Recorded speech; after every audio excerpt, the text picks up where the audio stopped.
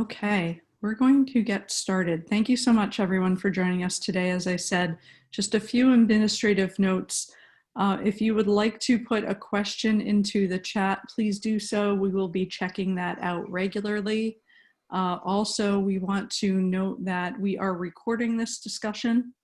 And with that, it looks like we have nearly 50 people who have joined us today, eager to learn more about 4CT. So thank you, Don, and thank you, Michael. With that, I will turn it over to you to get us started.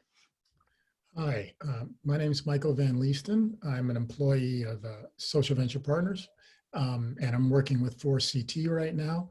I'm working specifically in their grant evaluation and research area, and I'm here to let you know that first, thank you for joining us on this. Secondly, we really hope this is going to be an opportunity for us to learn from you as much as it is for you to learn from us. We're hoping that you can push us in our thinking about how we put together proposals to help the most vulnerable people in the midst of this crisis.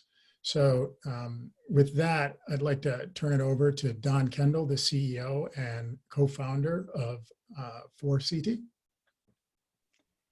So, Michael, you want me to give just an overview of what 4CT is? Is that sort of how I should start out? Yeah. Yeah. Okay, great. Well, thank you. And everybody had the chance to see that one-page sort of backgrounder document. Did we send that out to everybody?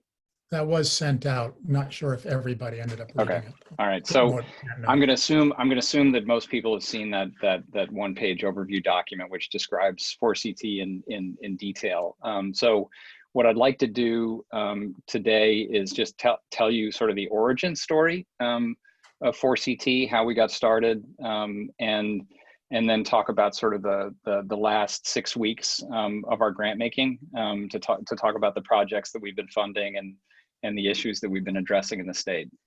So let me just share my screen real quick.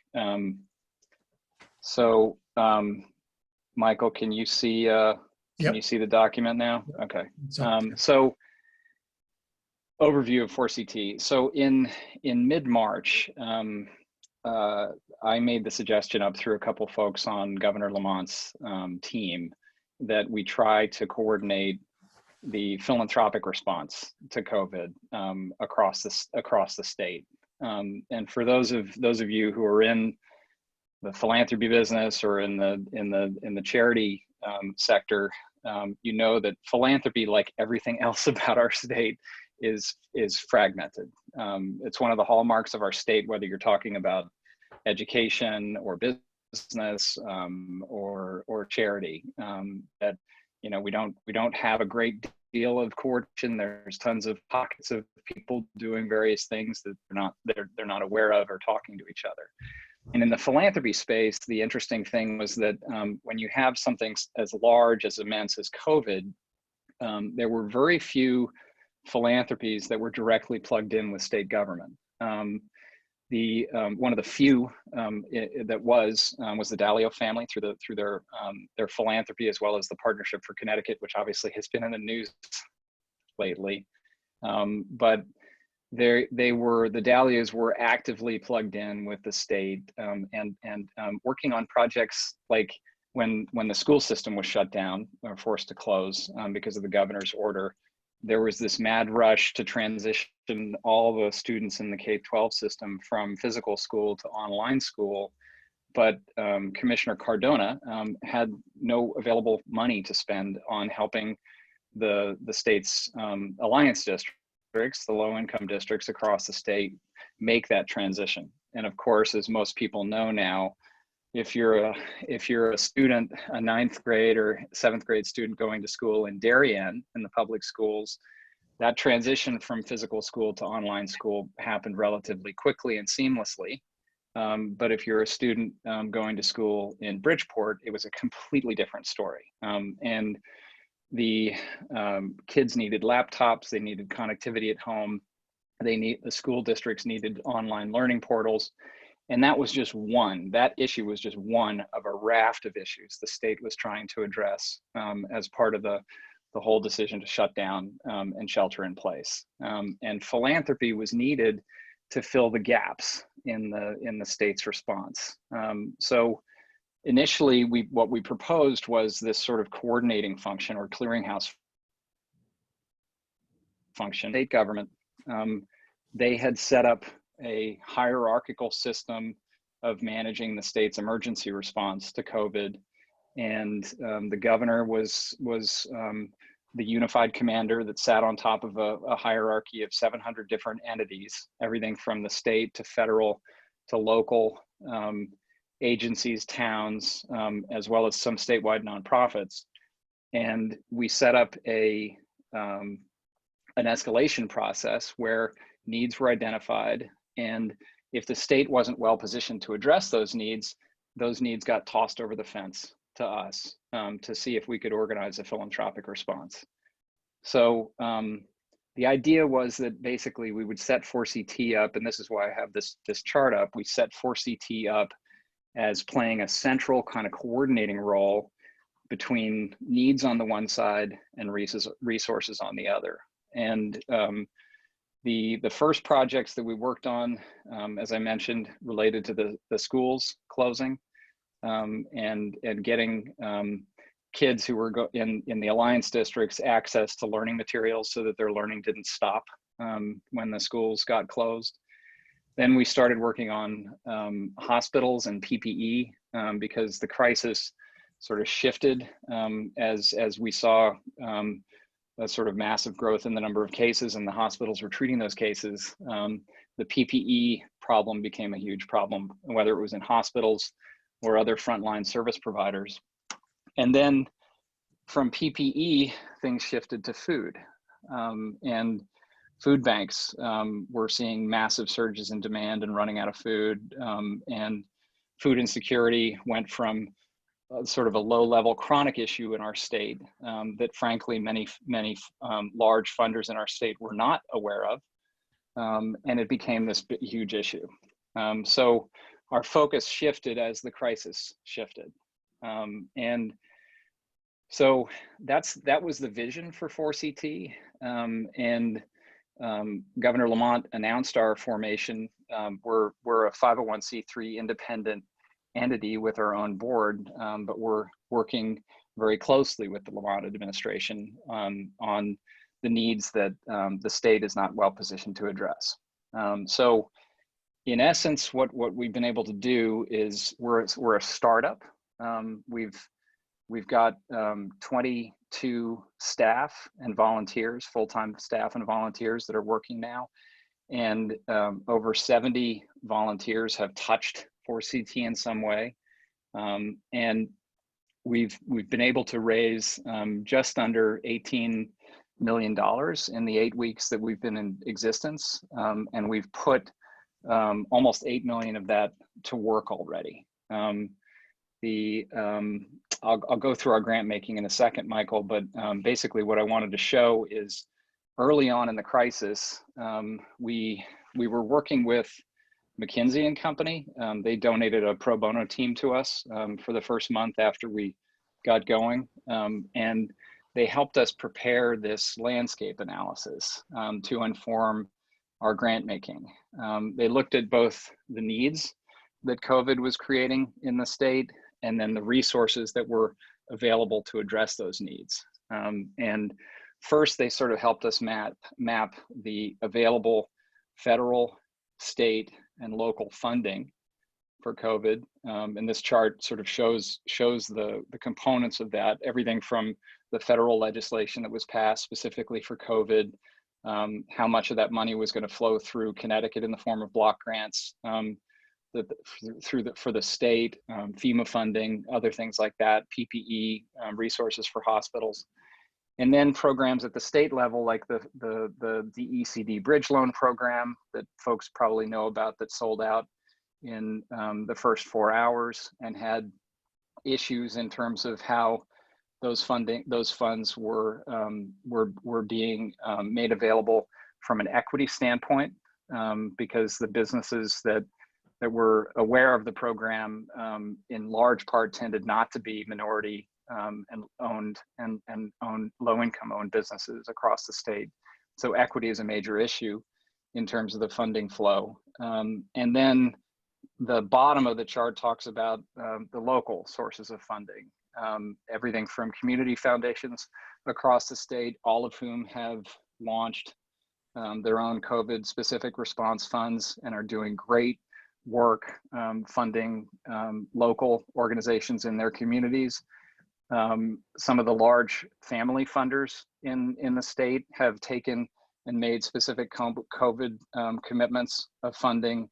And then, of course, there are other nonprofits like the United Ways and Red Crosses and Salvation Armies that have major COVID relief efforts as well. The problem is when you look at the funding that's available just in Connecticut, I'm not talking about federal funding, but the funding that's available in Connecticut, at least from the philanthropic sector, you know, there's 30, maybe $40 million of capital that has been made available. And if you look at the need, on the other hand, you see this massive need.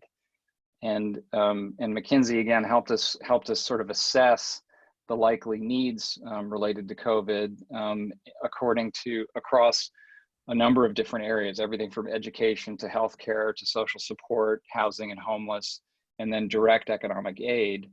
And if you add up all the numbers on this page, you come up with, on the low end, 165 million, on the high end, $400 million worth of need. So you have this fundamental mismatch between the available resources and the need created by COVID, which is a problem that frankly predates COVID. Our state has many chronic issues, opportunity, educational opportunity, and what have you. And the same fundamental imbalance existed pre-COVID. The other thing that McKinsey helped us come up with a point of view on is how this need is going to evolve over the crisis, because the emergency that we were all reading about in late March and early April related to the healthcare system and then the food banks, you know, at a certain point in the crisis, the press is not going to be reporting on this stuff as much. When the state reopens, the attention is going to go away, is going to shift away from these types of issues. And what any experienced disaster relief organization or funder will tell you is that 80% of the funding that is needed to respond to a particular crisis, whether that's an earthquake in Haiti or COVID, 80% of that funding is needed in the recovery phase. So from a standpoint of educating philanthropists and grant makers, it is really important that folks understand that the funds that they're committing today, there should be 80% of the dollars that they're committing to the crisis itself should be committed to that recovery phase. So again, this theoretical framework was developed for us to sort of inform our grant making as we began our grant making. But we also wanted to develop a robust research capacity to sort of adapt our grant making as things went on. We were lucky in mid-April to be able to partner with Quinnipiac University.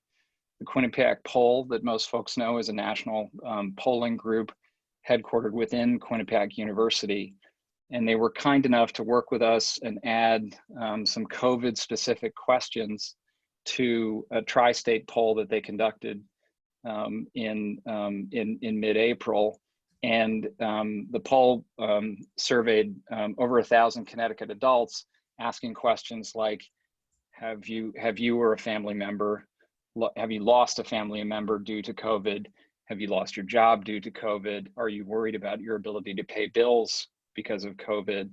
Are you worried about feeding your family or not? Questions like that. And what we found was that the numbers of people that were responding positively to those kinds of questions were far larger. In fact, sometimes double the number of people that had reported, had shown up on the state's unemployment rolls, for example. So the economic impact of COVID on particularly on vulnerable groups, low-income families, undocumented families, and other vulnerable groups, the impact was far greater on those communities than generally was being talked about in the press. There obviously have been lots of anecdotal stories of COVID's disproportional impact.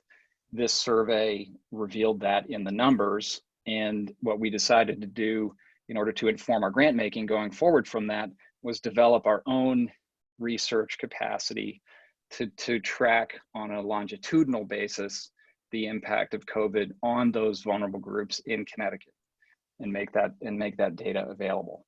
So that's the kind of intelligence that we want to try and develop and use that to inform not just our own grant making, but the grant making of other leading philanthropies in the state. So the one other thing that I wanted to talk about was just where our grants have gone so far. I made the comment that we've made nearly $8 million in grants. And Michael, can you see this, by the way? Can you see the, okay. Yep. We've made nearly $8 million in grants so far, and started our grant making 2 weeks after we launched as a new entity on April 1st. So we've been moving as fast as we can. But this is where the money has gone. So childcare for health workers and other essential first responders has been the largest area that we've funded. And again, the funding here is not just funding that's flowing through 4CT. We have our statewide fund that's managed by the Hartford Foundation on a 100% pass-through basis, but we're also advising philanthropies and donors on how to make their grants directly. So the Dalio Foundation, for example, was a big part of this childcare, setting up this free childcare system in the early days of the crisis. So childcare was our #1 area so far, followed by food. We announced 2 very large grants to the 2 leading food distribution organizations in the state, CT Food Bank and Food Share. Learning access is our number 3 area. We advised the Newey family on making a large grant to enable the state to purchase learning materials from Scholastic and make those materials available to all the students in the K through 12 Alliance District system. And then more recently, we've been focusing on PPE, several large grants, one to a hospital system called Nuvance that operates Danbury and Norwalk hospitals and was, I would say, financially vulnerable. Their balance sheet was not enabling, they were having to draw down on their lines of credit in order to buy PPE. So we shored them up. And then more recently, we've made some large grants to community-based health clinics and health centers across the state that are also struggling with access to PPE. We're moving also more recently into direct financial assistance for vulnerable groups of people. We made our first direct financial assistance grant last week to an organization that serves families who have children with cancer, pediatric cancer patients. Many of these families are, or most of these families are, severely strapped from a financial standpoint. So we made our first grant there. And then working with SVP, actually, we made a large grant to fund the statewide expansion of a program called VITA, which is a tax preparation service that works with low-income families. It was a very successful program, but we wanted to help them scale it to be a statewide program. And then finally, we also helped set up and fund a free volunteer matching database for nonprofits across the state, working with the governor's office. And we basically paid for the background checks that are a part of that volunteer matching in order to happen.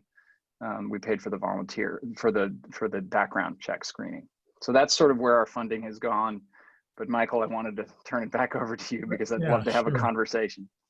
Okay, so those of you who are not familiar with the Zoom chat feature, if you wish to submit a question, please use that at the bottom of your page. Two questions have come in so far. The first one is people are asking, can you share this document? The first document. Absolutely. Yeah, Okay. sure. Happy to. So we will make sure that gets distributed to everyone. The second thing is, the second question was, are there lessons to be learned from the Dalio public-private partnership collapse? That's a good question. You know, I think it's a really unfortunate situation. I can see both sides of the issue. I think knowing Barbara Dalio and her and her husband's commitment to the state of Connecticut, it makes me really sad to see how much I don't even know how to describe it, how much pushback that they've received for their incredibly generous offer to fund and help disengaged and disaffected youth across the state. But I'm also, partnering with a public institution, I mean, like state government, is difficult, and transparency is obviously key when you partner with and take in state funding. So I can kind of see both sides. The good news is that I believe the Dalios are still committed to providing funding for disaffected and disengaged youth across the state. So the funding that they committed for those purposes, the $100 million commitment that they made, is still good. So I'm just sad it's taken a year and it's distracted everybody's attention. And frankly, the kids that most need the help are the ones who are being lost in this process because the funding could have been delivered more quickly to those kids. So I'm just unhappy that it's been such a mess. The next question is, why in this context does 4CT emphasize funding statewide solutions? Both what do you expect the short-term and long-term benefits of doing so might be? Yeah, so I mean, the big picture on this, let me talk about the charitable landscape, because that's another driver here. If you look at Connecticut charitable giving in Connecticut, it's a $5 billion a year proposition.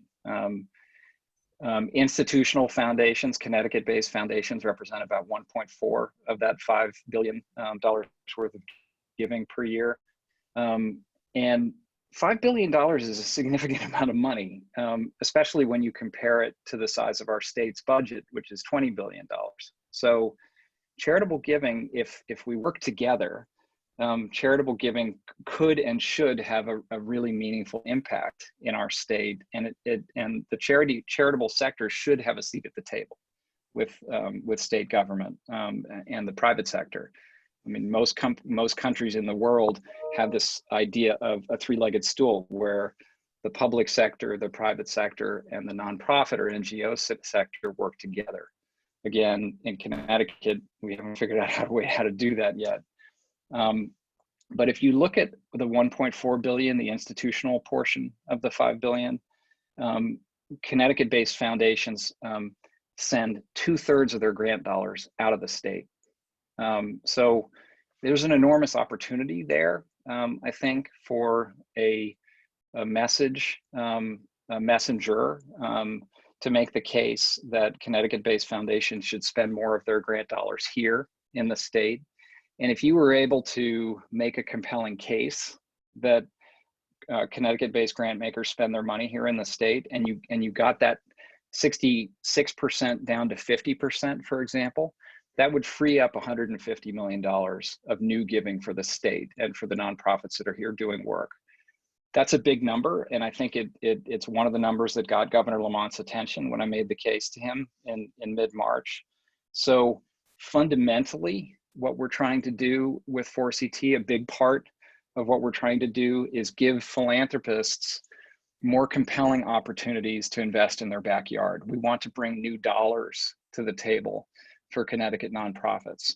We want to work with existing funders who are here to capture more of their mind share. And the way that you do that is local giving is and always should be a major focus for any donor. But up until recently, there hasn't been an opportunity to put large amounts of dollars to work on a statewide basis to address things like food insecurity, education, and other issues related to COVID. So I think that's one of our compelling missions, is to bring new dollars to the table for Connecticut nonprofits. And COVID is one of the reasons that it's enabling us to do that.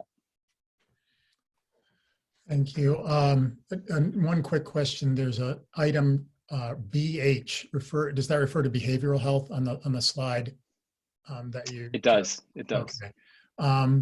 Another question is: do you expect 4CT will still exist post-pandemic and continue to play a key role in coordinating charitable impact in our state? I mean, the honest answer to that question is I don't know. We were formed to get aid to where it's most needed as part of this crisis, and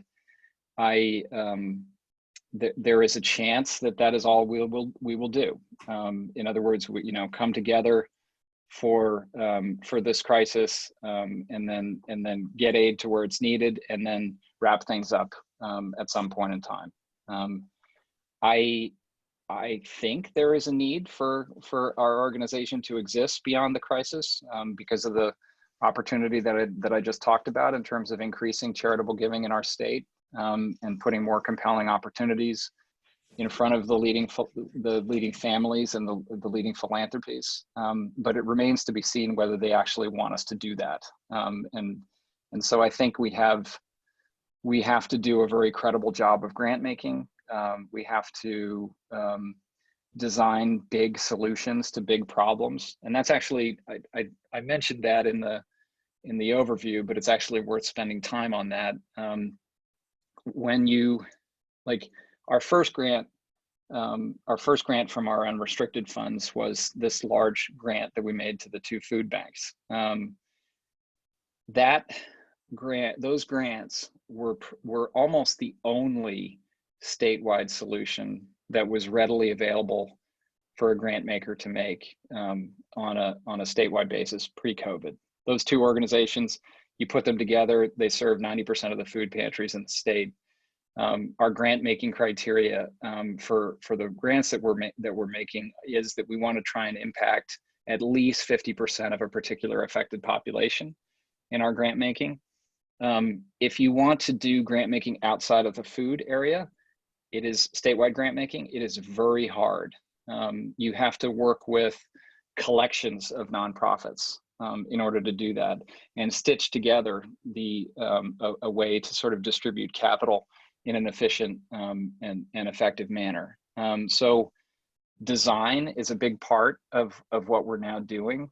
We have a team of analysts and project managers that Michael's a part of that goes out and designs solutions to deploy capital. And that, I think, if we were able to design solutions, novel solutions, that is another big reason that we'll be able to attract capital. Because if you look at national funders, for example, who are in the education space or in the food insecurity space, typically those funders don't play in Connecticut because of their inability to put big amounts of capital to work.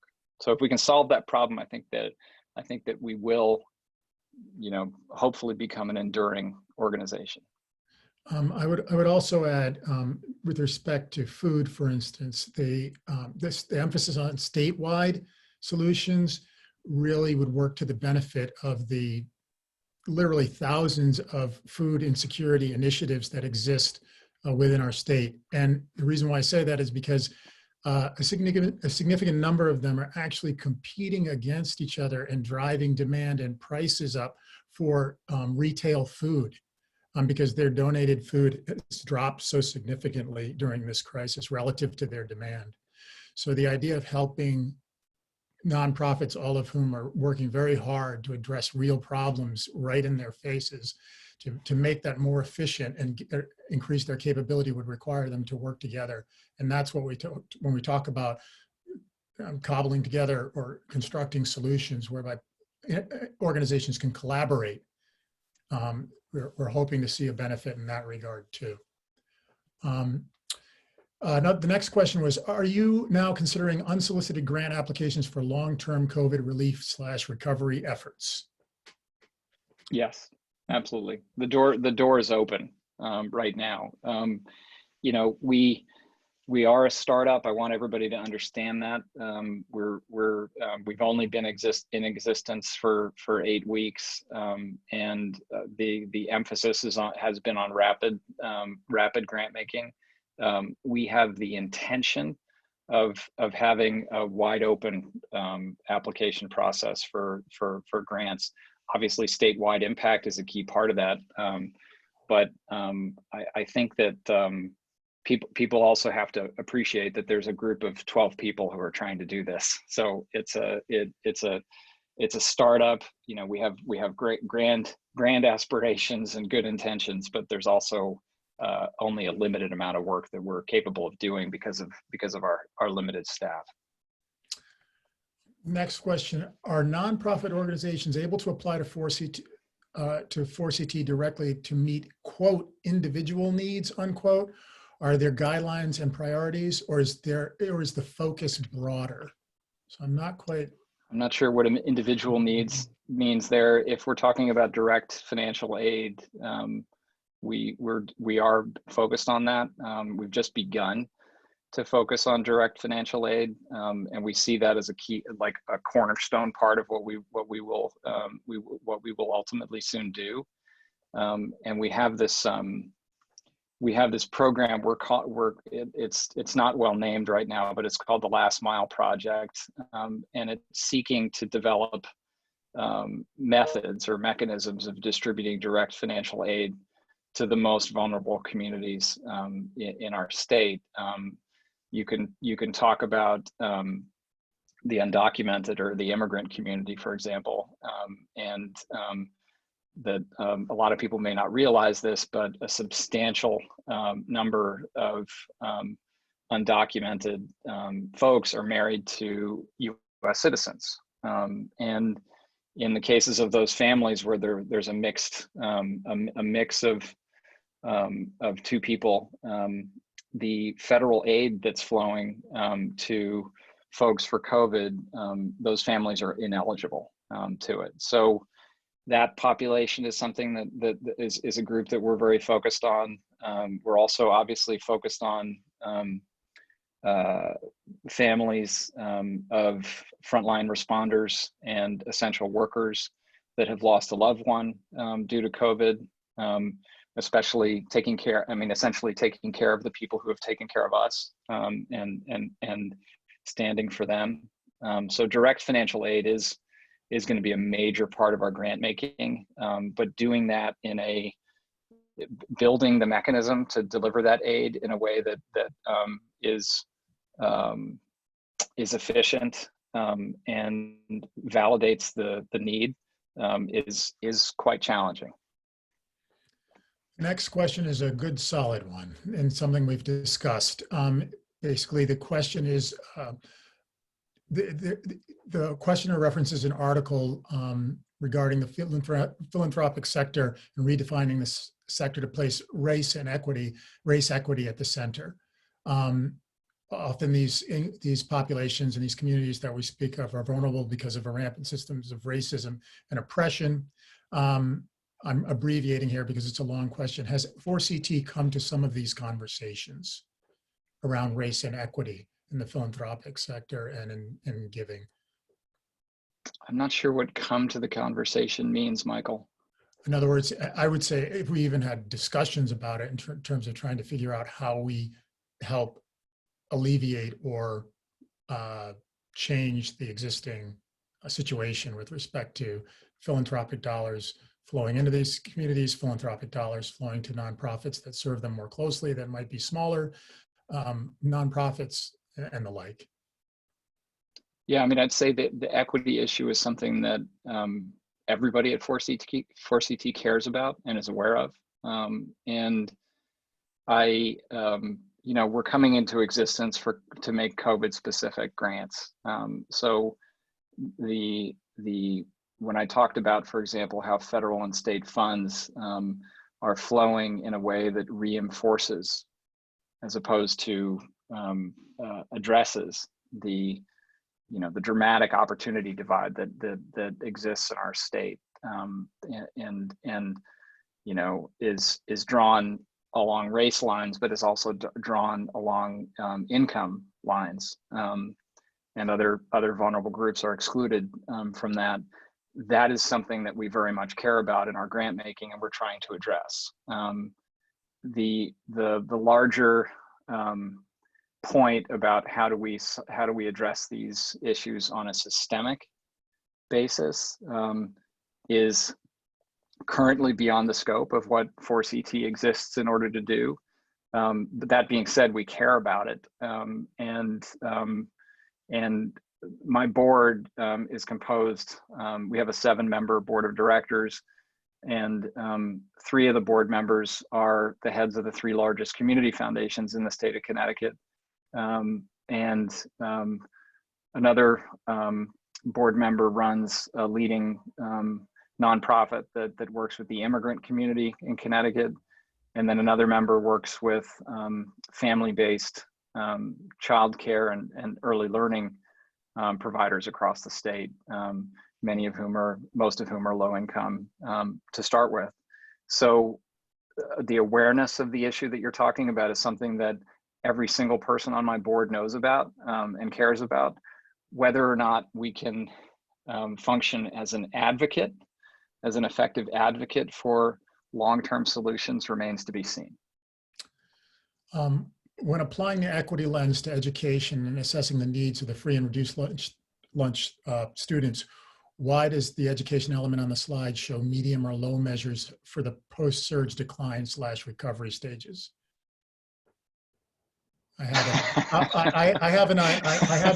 My take on that slide is that slide was produced almost 2 months ago, and I don't think the extent of the learning loss was really something that had been discussed or examined to the degree it is now being discussed and examined. So I would say if I were to revise that slide, and we are looking at proposals now to address some of that, but we clearly those priorities on that slide express the ones that were more immediately in our face. And this was even before I got there, but I had heard about these things.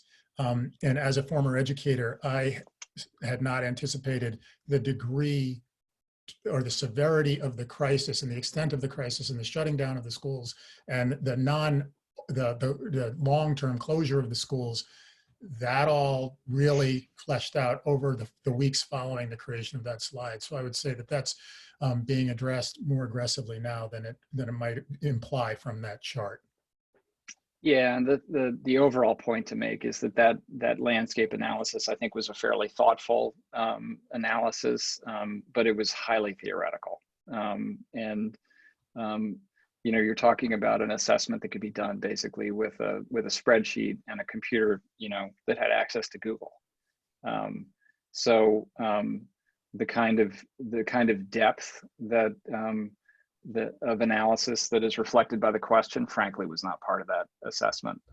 And it was meant to guide our grant making, not to be a rigid tool in terms of how we'd apply the grant making, in the real world.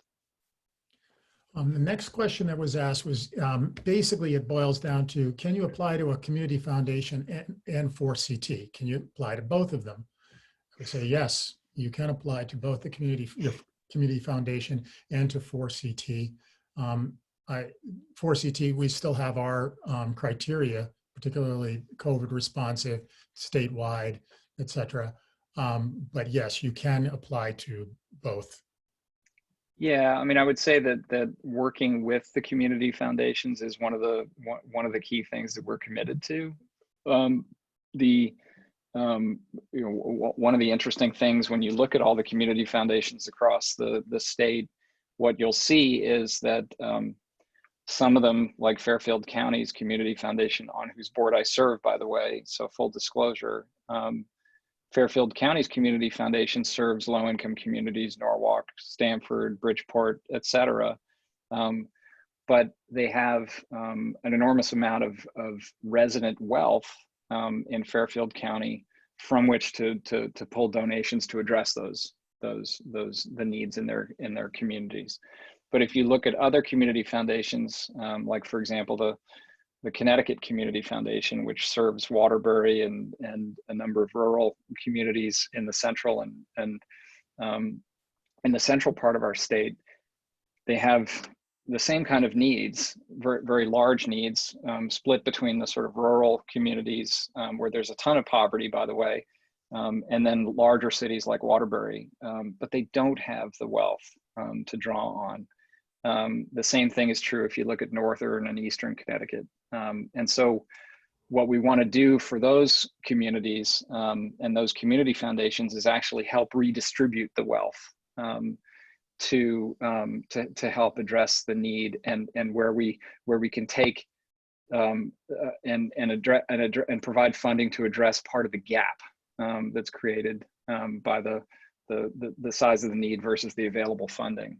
So we're actually partnering with a group of the state's community foundations, not all of them, but a significant subset of the community foundations in Connecticut to make some grants together with them, because we feel like the community foundations have the local knowledge. They've been working in these communities for decades. They know the organizations that are doing the best work and have the most urgent needs. So they're a vital partner for us in making grants. Next question is, longer term, there's a lot of concern about affordable housing accompanying the toll of people who've lost jobs and or income. Is that an area you all have considered?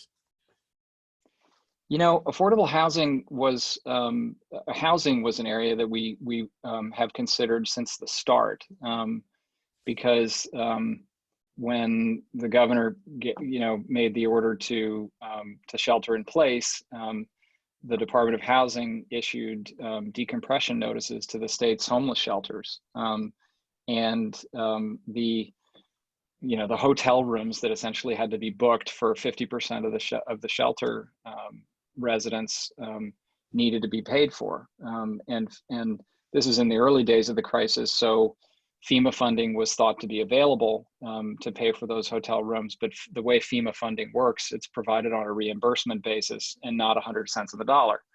I think 75 cents of the dollar. So there was a need for philanthropy, and unfortunately, so that was an issue that we identified very early, and the key question was, where was the gap? Where was the gap between federal and state funding that would be available to pay for that, and where was philanthropy needed?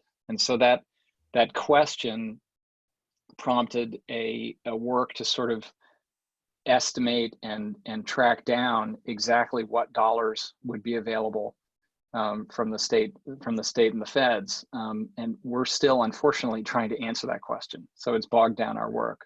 I think that's COVID specific need for housing. I'm not sure that was the purpose of the question, but I wanted to address that. The longer need for affordable housing is something that right now is outside our scope, because we're trying to fund COVID specific, urgent, low on the Maslow scale of needs, and obviously affordable housing is a crucially important issue.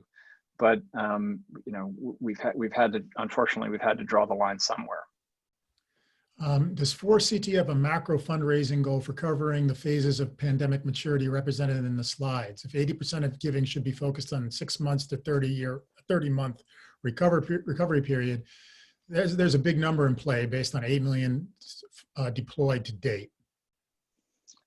Yeah, boy.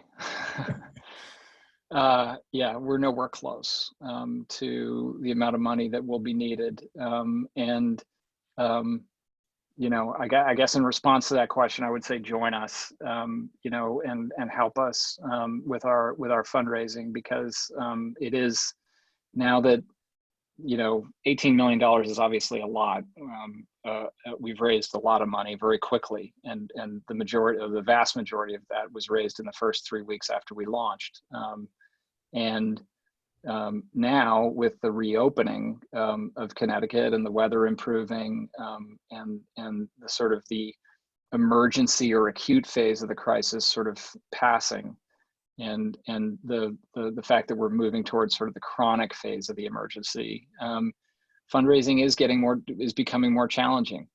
So I think we're a long way away from, you know, having raised enough money to address the recovery phase of the crisis. So yeah, we need help. We'd love folks to join us on that. Another attendee asks, can you discuss the Last Mile project? Yeah, I mean, I gave an overview about Last Mile. The idea is, you know, we're trying to deploy direct financial assistance to difficult to reach vulnerable groups, like the undocumented, like families who have lost a loved one due to COVID, or breadwinner due to COVID, and other groups. So the unfortunate reality when you're talking about many of these groups is that there is no existing statewide organization that has a bead on everybody in that group, and there are no existing systems for deploying aid. So you have to construct the mechanism to reach those people. And when you're talking about delivering direct financial support to people, there are all kinds of questions around validation, around you know, fraud, and other things like that you have to address. So that's the idea, but their efforts, actually, we have several different projects within the Last Mile area that are trying to reach different vulnerable groups. And I would also add, in terms of the Last Mile, there are difficult to reach populations with respect to food insecurity. And so we're working with a number of nonprofits and the state to try to craft solutions that address people who are singularly having a difficulty getting to food. Because for instance, if mobile food pantries aren't as numerous as they were before, there are people who don't have transportation, or who are shut in, for that matter. And so there's a population out there that we're working on addressing their specific needs. And so when we describe the Last Mile, we're really talking about people who are otherwise there's significantly more difficulty in reaching them, but it is urgent that we reach them. Next. These are great questions. From someone I know. Has Connecticut lost its quote, Yankee ingenuity, quote, for bold systemic philanthropic change? With $3.6 billion of philanthropy going out of state, it's likely that donors are finding better options elsewhere. How can we create statewide approaches to big issues besides the fine examples of the food banks? Yeah. Hence the need. Yeah, I would say for 4CT, right? Yeah, and I would say that we are in our incipient stages in addressing that issue, because that has come clearly at the forefront of our minds as we work with the nonprofits who are submitting grants, and everybody seems to see the wisdom in approaching matters on a statewide basis and with more innovation and collaboration. It's a process. It's going to take time, because there are a lot of people who have to work together, and oftentimes for the first time. Yeah, and I would say one of the key partners that we'd like to lean on and work with in this work is SVP. Because SVP has a network of 180 individual partners who are able to volunteer their time at a mix of levels, some almost full time and some, you know, just an hour or two a week. there is enormous potential there from a solutions design standpoint, in being able to do the legwork of trying to stitch together these small organizations into a coordinated approach. So Social Venture Partners is a key partner for 4CT in being able to do that work. And we've already worked on the project for the low income tax preparation, the VITA program. That was actually brought to 4CT by an SVP partner who had been working on that as he was one of the volunteer tax preparers, actually, that works with low income families, and had been for a long time. He brought that idea to us, and we worked to turn it into a statewide project with him and other SVP partners. This next question, I think you addressed it for the most part in terms of your explanation, but the question was, is there a reason you wouldn't partner with all community foundations? Can all community foundations benefit in the way you described the smaller ones? Yeah, so there are a lot of community foundations in the state of Connecticut, and some of them serve single communities that are affluent, while much of the aid raised in those affluent communities by their community foundations ends up flowing into low income communities, like for example the Darien Community Foundation. A great percentage of their grant making flows into Norwalk and Stamford and low income communities. But the work that we're talking about doing for co-funding it's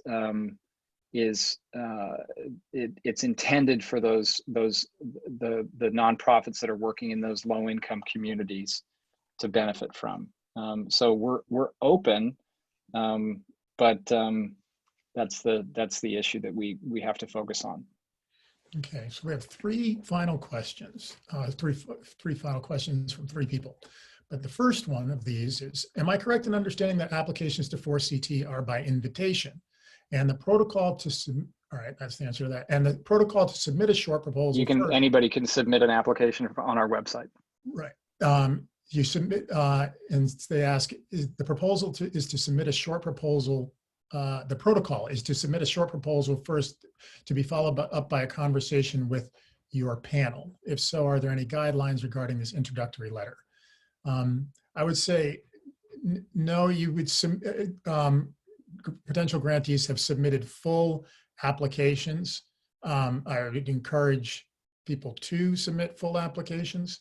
And then there is always a follow-up conversation afterwards. It's not an up or down decision based on a submission, but usually is involved extensive follow-on conversations in terms of refining the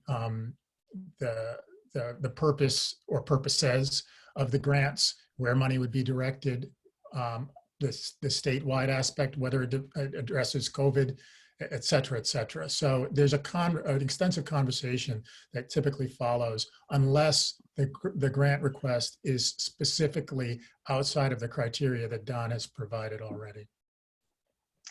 Yeah, we're trying to have, the intent is to have a wide open front door. I'll just say that, and to have an equitable grant making process. That being said, statewide, vulnerable populations with disproportional COVID impact, missed by federal and state programs, and low on the Maslowian hierarchy of need that's what we are doing right now. And so the hope is that our initial grant making proposals, or grant applications, can be fairly short and to the point. And if it fits, and there's a way that we think we can build a statewide solution out of the application, then we'll get in touch, essentially, and go to work. That's the idea. It's a fairly light initial application, but then a ton of work needs to get done in order to come back with a project that our board can approve. Have you looked at churches to reach the vulnerable undocumented populations? We are very open to that. In fact, faith-based communities are the last mile program. If you think about it, it can work with different community-based organizations in order to reach specific vulnerable groups. So faith-based organizations actually are will be a key partner for that group, but for other groups. For example, families that have lost a breadwinner due to COVID, frontline responders and essential workers, not just ER workers and nurses and paramedics, but bus drivers and grocery store clerks and people that didn't have the luxury of not going to work, and essentially kept the rest of us safe by doing that. So faith-based organizations are definitely a key partner. Okay. What are SVP efforts in working with state government for creating tax advantage vehicles to attract national donor advice funds to be spent in Connecticut? I'll repeat that. I have no idea. I don't know. Yeah, the tax part of that is I don't know. And it sounds like an advocacy question. And just one last comment. Someone mentioned that New Britain isn't served by the Hartford Foundation and has a lot of need, and they're hoping that we are reaching out to the Community Foundation of Greater New Britain.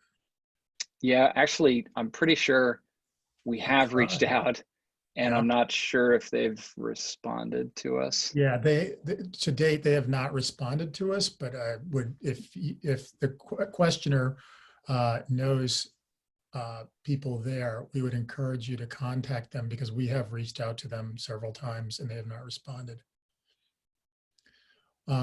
With that, I want to thank everybody for joining this call. Understand that the slides and this recording will be posted and will be made available to you. And I hope that this has been enlightening for you, and I hope we continue to get feedback and the kinds of questions that you've submitted, because there are a lot of awfully good questions, and we'd really appreciate it. Yeah, I would just say that we, SVP is a big part of this, but also the partners that SVP works with.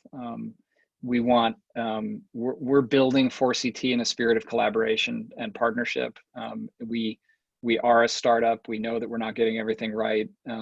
We're trying to move quickly and get aid to where it's needed most in the state, knowing full well that we'll make mistakes along the way. So we really invite the folks on this call, SVP partners, other community organizations and nonprofits, to help us make our work better, because we need that. We need that help. So thank you. Thanks so much.